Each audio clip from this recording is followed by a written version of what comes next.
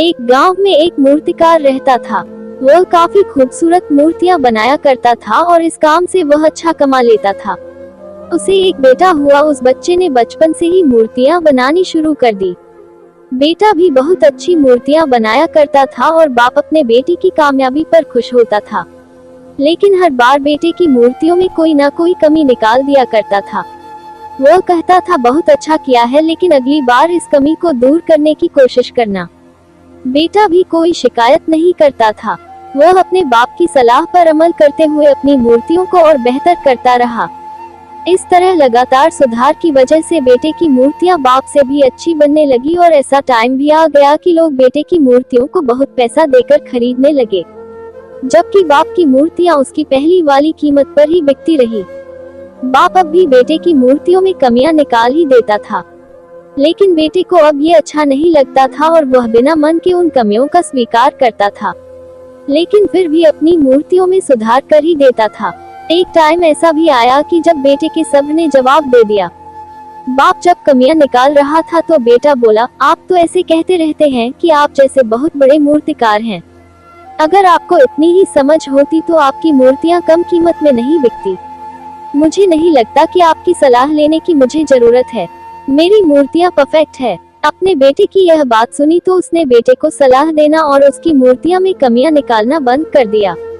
कुछ महीने तो वह लड़का खुश रहा, लेकिन फिर उसने नोटिस किया कि लोग अब उसकी मूर्तियां की उतनी तारीफ नहीं करते जितनी पहले किया करते थे और उसकी मूर्तियां के दाम बढ़ना भी बंद हो गए। शुरू में तो बेटे को कुछ समझ नहीं आया, लेकिन फिर वह अपने बाप के पास गया और उसे समस्या के बारे में बताया। बाप ने बेटे की बात को बहुत शांति से सुना, जैसे कि उसे पहले से पता था कि एक दिन ऐसा भी आएगा। बेटे ने भी इस बात को नोटिस किया और उसने पूछा, क्या आप जानते थे कि ऐसा होने वाला है? बाप ने कहा, हाँ, क्योंकि आज से कई साल पहले मैं भी इस हालात से टकराया था। बेटे ने सवाल किया, तो फिर आपने मुझे समझाया क्यों नहीं? बाप ने जवाब दिया, क्योंकि तुम समझना नहीं चाहते थे। मैं जानता हूँ कि तुम्हारे जितनी अच्छी मूर्तियाँ मैं नहीं बनाता। यह भी हो सकता है कि मूर्तियों के बारे में मेरी सलाह गलत हो और ऐसा भी नहीं है कि मेरी सलाह की वजह से कभी तुम्हारी मूर्ति बेहतर बनी हो। लेकिन जब मैं तुम्हारी मूर्तियों में कमियां दिखता था, तब तुम अपनी बनाई मूर्तियों से संतुष्ट नहीं होते थे। तुम खुद को बेहतर करने की कोशिश करते थे और वही बेहतर होने की कोशिश तुम्हारी कामयाबी का कारण था।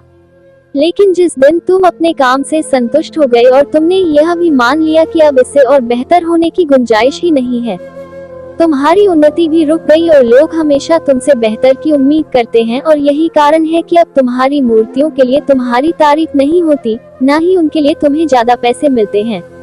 बेटा थोड़ी देर चुप रहा, फिर उसने सवाल किया, तो अब मुझे क्या करना चाहिए? बाप ने एक लाइन में जवाब दिया, असंतुष्ट होना सीख लो। मान लो कि तुम में हमेशा बेहतर होने की गुंजाइश बाकी है। यही एक बात तुम्हें हमेशा आगे बेहतर होने के लिए प्रेरणा देती रहेगी और तुम हमेशा बेहतर से बेहतर हो जाओगे। दोस्तों, ये कहानी आपको कैसी लगी ये आप कमेंट करके जरूर बताएगा। कुछ ऐसे ही कहानियाँ हम आपके लिए हमेशा लाते रहेंगे।